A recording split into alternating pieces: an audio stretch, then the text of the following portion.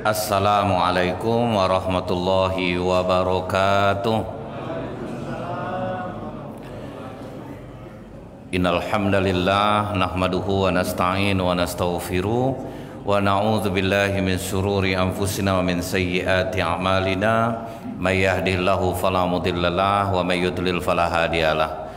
Asyhadu an la ilaha illallah wahdahu la syarikalah wa asyhadu anna Muhammadan abduhu wa rasuluh. Allahumma salli wa sallim wa barik ala hadzal nabiyil karim wa ala alihi wa sahbihi ajmain.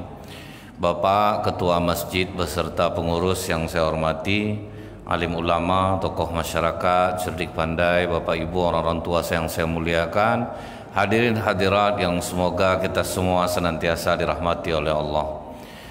Bersyukur kita kepada Allah dengan mengucapkan alhamdulillahirabbil alamin. Allah masih beri Bapak Ibu kekuatan, mungkin sehat kurang Pak, tapi kekuatan iman nih yang dikasih Allah sehingga tidak terpedulikan lagi walaupun badan dalam keadaan sakit. Mudah-mudahan dengan kehadiran Bapak Ibu di majelis ini Allah sembuhkan penyakitnya insyaallah.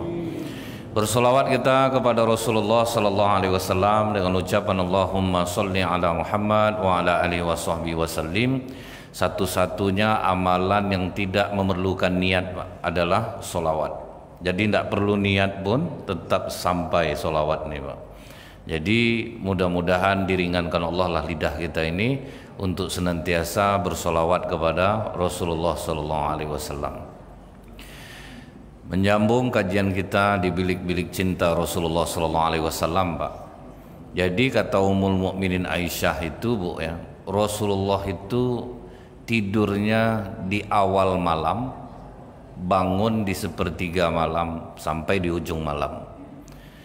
Makanya kata Rasulullah, aku tidak pernah tidur sebelum sholat isya dan tidak pernah mengobrol lagi setelahnya. Artinya cepat tidurnya Pak, sekitar jam 8 lah. Kita ini betul yang payah nih Pak, itu yang susah tuh Pak ya. Karena betul juga Bu, orang-orang yang mengamalkan sunnah Rasulullah yang seperti ini rata-rata susah sakitnya Pak, badannya sehat. Tidak usah orang yang seperti kita di masjid nih, tukang sayur Bu, itu kan sayur masuk jam 2 malam di loket tuh Pak, itu jam-jam 8 udah tidur orang tuh Pak. Itu kuat-kuat tenaga itu Pak, itu untuk jualan tuh Pak. Jadi tidak ada bedanya kalau misalnya ini kita amalkan, pasti luar biasa. Cuman inilah yang susah nih Pak, apalagi jelang Ramadan nih Bu ya, banyak tablik akbar Pak. Nah itu yang payah mau tidur tuh, paling pas kata sambutan lah Bu bisa tertidur sedikit. Nah, kan kadang-kadang kalau tablik akbar tuh Pak banyak yang tanding pidato Pak, dari camat, dari lurah, dari ketua masjid, ketua RW, dan tidak enaklah duduknya Bu kalau tidak dipanggil namanya kan. Sudah tuh dia kadang Pak kata sambutan tuh menyambung apa yang dikatakan Pak Camat tadi, ujung itu juga balik Pak. Nanti Pak RW menyambung apa yang dikatakan Pak Lurah, itu juga baru yang PRT itu yang betul kata Pak RW tadi bahwa itulah. Sampai kadang ngantuk mata kita Pak. Kadang dalam hati Bu, mungkin sangka pengurus masjid ini satu nih kita ceramah sehari ini mungkin ya Pak ya. Jadi dia sangka wah ini sini aja nih, jadi fit nih Ustadz ini. Nah jadi Bu ya, itu kadang yang susah kita ngamalkan cepat tidur nih Pak. Kecuali kata Rasulullah orang yang melakukan sholat. Nah, kecuali orang yang melakukan sholat.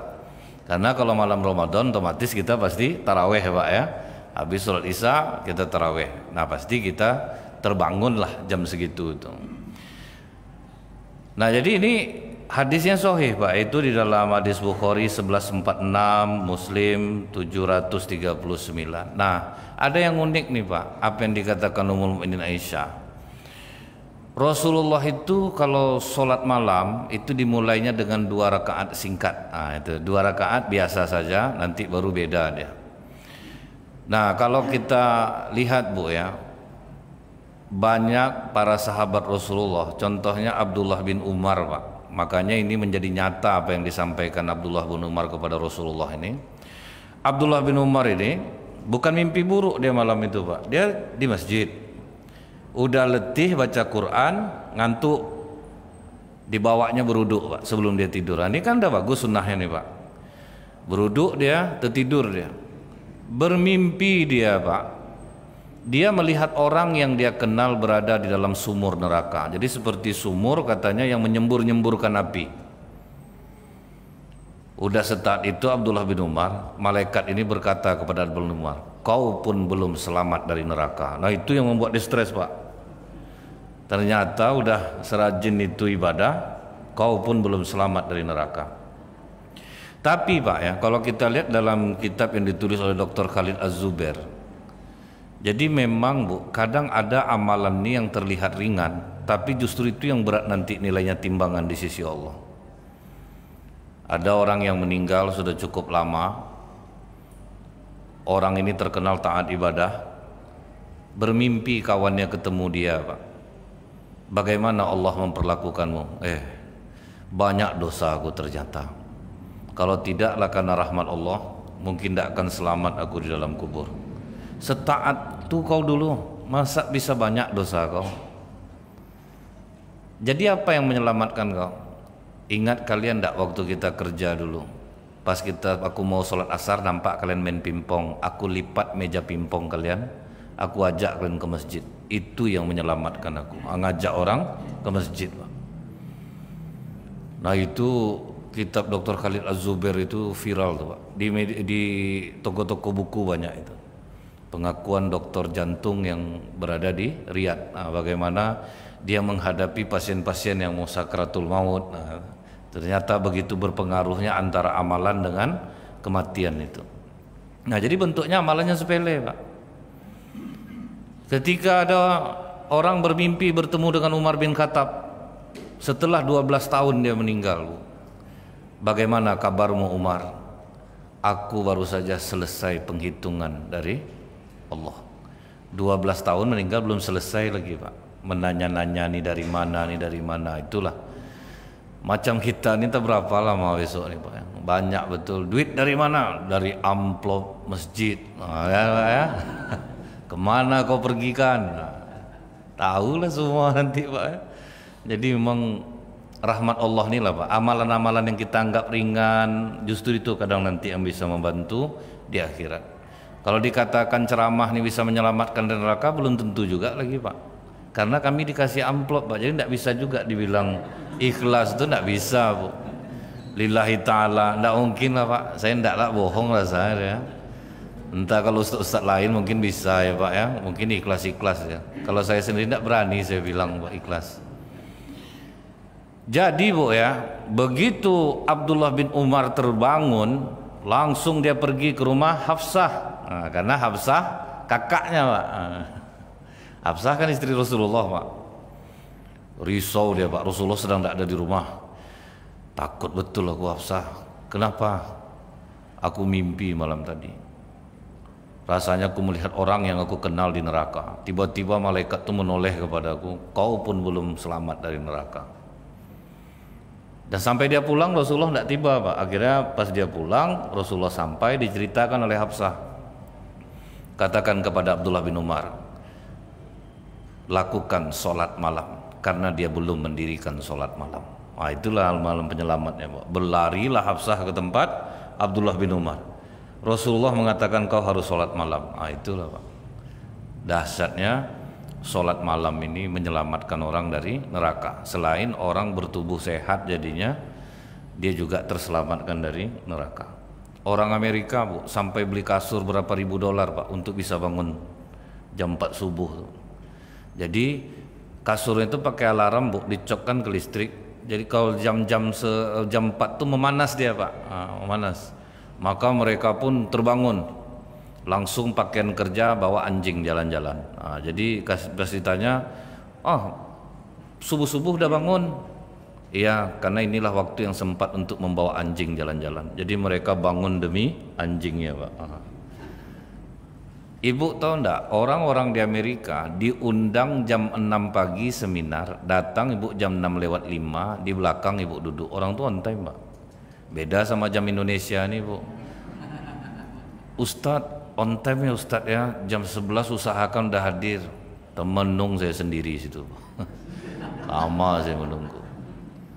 Jadi datang bapak tuh minta maaf, saya bilang sama dia, kalau orang yang menunggu saya kemungkinan orang kecewa lebih besar. Kalau saya yang menunggu orang, paling saya sendiri yang kecewa. Jadi nggak usah pedulikan perasaan saya, Pak. Kalau saya kecewa kan saya sendiri cuman, Pak. Sempat orang udah ramai ngumpul, saya tidak datang, Pak. Berapa banyak orang nyumpah-nyumpah kan saya. Pokok kalau ada tersendat rasa makan, Bu. Ini di mana saya tadi ini? Mungkin orang udah menunggu kita, sumpah orang kita, Pak, kan? Jadi sendiri itu tidak ada masalah. Nah, itu jam Indonesia, Pak. Paling sulit, Bu. Jadi saya pernah meninggalkan acara Pak Wali Kota dulu. Janjinya jam 9, Pak. Sejam setengah saya nunggu, Pak. Tidak datang-datang saya. Akhirnya saya bilang sama Bu, saya tidak salah ya, Bu, ya, ke panitianya. Saya memang udah datang duluan. Karena saya ada jadwal pula di Grand Zuri, ini terpaksa saya tinggalkan. Dia minta maaf lah kami Ustaz. Oh, tidak apa-apa, Bu. Ikhlas saya meninggalkan ya, Pak. Karena amplop tetap, Pak. Itu tidak ada, sama sekali tidak berat hati saya nih, Pak. Tidak ada tersinggung sedikit pun tuh, Bu. Ikhlas saya, Pak. Maaf lah Ustaz, ini ada sedikit. Apa nih, Bu? Karena itu harus ada tuh, Pak, ya. Saya belum ceramah lagi, Bu. Tidak apa-apa Ustaz, kami yang salah.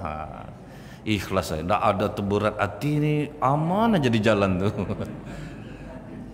Itulah kadang ya, Pak, ya. Jadi, Bu, ya, kalau kita lihat lagi pengamal sholat malam, Pak, Muhammad Al-Fatih, umur 21 tahun, merebut Rom, Konstantinopel. Itu, Bu, ya, dia sebelum diangkat menjadi seorang pemimpin itu, kan berkumpul semua anak-anak muda tuh, yang pernah sejak akhir balik meninggalkan sholat berjamaah berdiri.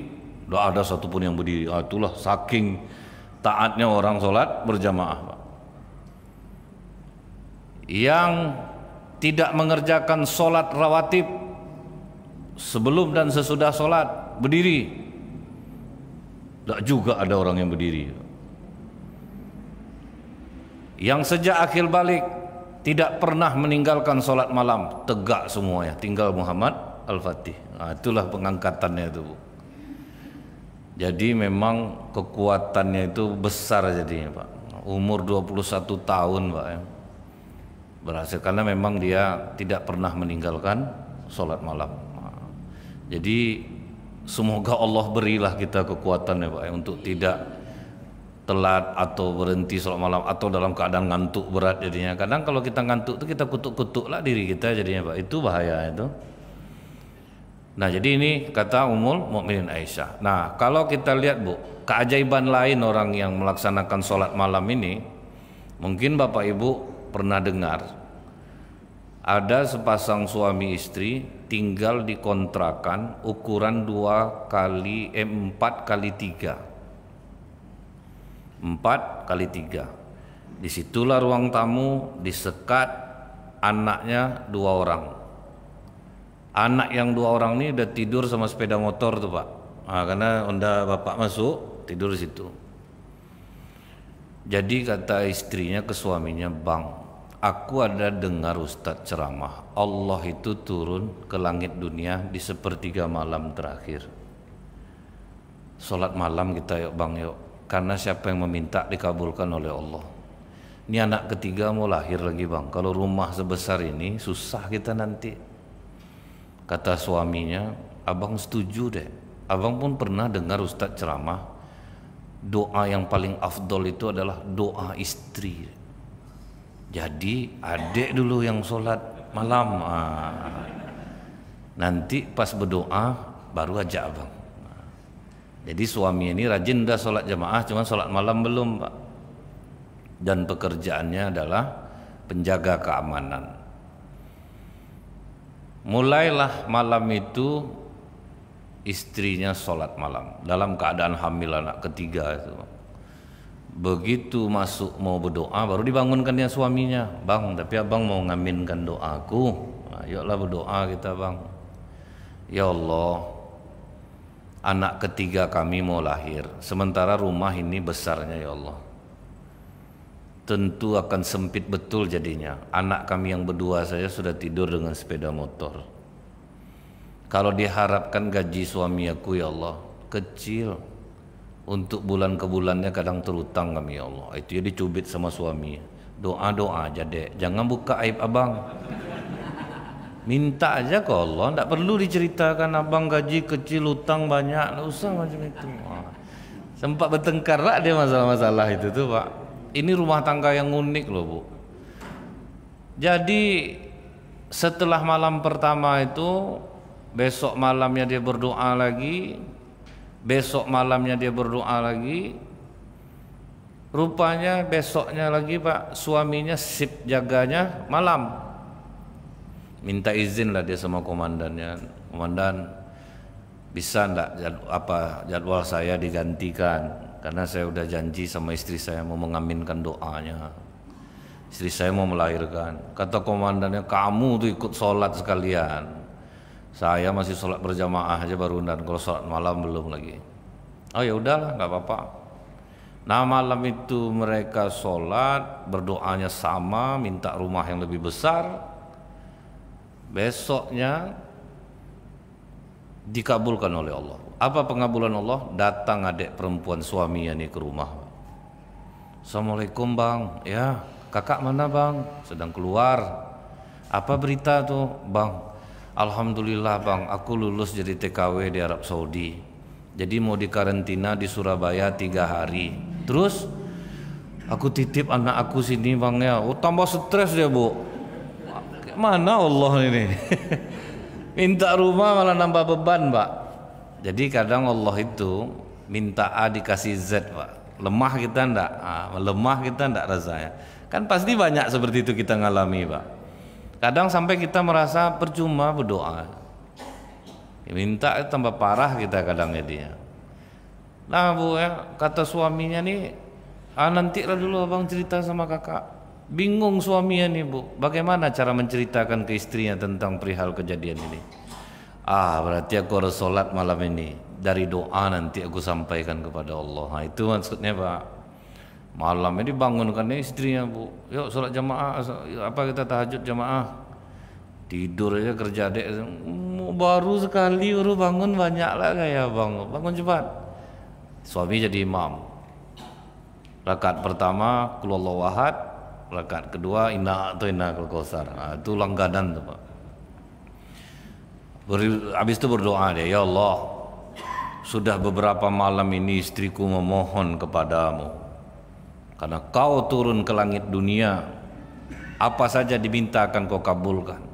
Istriku minta rumah yang layak ya Allah, tapi justru tadi pagi adekku datang, dia akan menjadi TKW di Arab Saudi, di karantina 3 hari di Surabaya, 3 bulan di Surabaya. Anaknya akan dititipkan kepada aku ya Allah.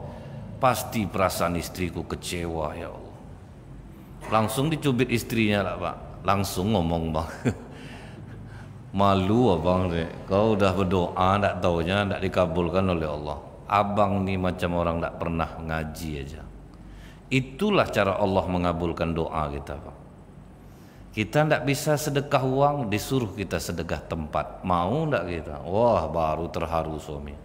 Ndak sia-sia dek rajin pengajian dek yang. Kalau tahu macam ini ya dapat 2 orang lagi kan bagus. Jangan macam-macam abang. Jangan macam-macam. Setelah itu Pak, besoknya semangat lah dia pergi ke rumah adeknya, dia mau ke kantor. Dek kata kakak lah apa? Antarlah kalau mau pergi besok berangkat, antarlah ke rumah. Dia berangkat ke kantor, komandannya bilang, ketahuan sip kemarin tuh udah gue sampaikan alasan, ketahuan sama atasan. Itu ditunggu sekarang dalam. Kata atasannya, kamu yang nggak masuk kemarin. Udah permisi Pak. Dia yang punya perusahaan atau saya? Bapak Pak. Itu nggak boleh seperti ini, nggak bisa saya tolerir. Mulai Senin kamu jangan masuk sini lagi. Tambah stres dia Pak. Jadi imam tahajud kena pecat Bu. Kan stres dia itu Pak. Mohon saya Pak, istri saya sedang mau melahirkan, tolong saya. Maka kata bosnya ini, maksud saya, kamu ndak masuk lagi Senin di sini. Rumah saya udah lengkap perabotannya, itu kan nggak juga saya tempati. Jadi kamu jaga di sana. Saya bukan ndak menerima ini Pak, cuman istri saya sedang, bawa lah istri kamu ke rumah tuh. Keponakan saya ada juga tinggal di rumah, bawa sama keponakan 10 orang kamu tinggal di situ pun masih muat. tinggallah di rumah tuh. Waduh, bahagia betul ya, rencana minta ke Allah yang sedikit aja Pak, dikasih Allah besar. Sampai di rumah tuh dibilangnya ke istri, dek tambahlah sholat duha dek, mana tuh rumahnya jadi milik kita. Akhirnya pengen yang lebih jadinya Pak kan. Jadi Ibu ya, siapapun yang mengamalkan ini, dia pasti akan mendapatkan keajaiban yang berbeda-beda dari setiap apapun yang dia amalkan. Jadi inilah Rasulullah itu sampai dikatakan Allah, ya ayyuhal muzammil, dipaksa tuh Pak, suruh bangun tuh, dipaksa suruh bangun oleh Allah. Nah uniknya itu, apa kata Ummul Mukminin Aisyah?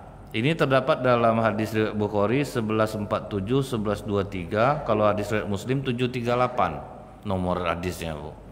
Rasulullah baik di bulan Ramadan atau tidak di bulan Ramadan. Di bulan Ramadan Rasulullah itu sholatnya 4 rakaat. Jangan tanya panjang dan bagusnya, kata Ummul Mukminin Aisyah. Setelah salam dia sholat 4 rakaat lagi, jangan tanya panjang dan bagusnya, kemudian sholat witir 3 rakaat. Jadi Rasulullah itu 4, 4, 3. Nah, makanya ada di masjid-masjid juga ada yang 4, 4, 3, ada yang 2, 2, 2. Cuman kata Ummul Mukminin Aisyah tidak pernah lebih dari 11 rakaat, baik di dalam Ramadan ataupun di luar Ramadan. Nah pertanyaannya Pak, kenapa tidak bisa lebih dari 11? Rasulullah rakaat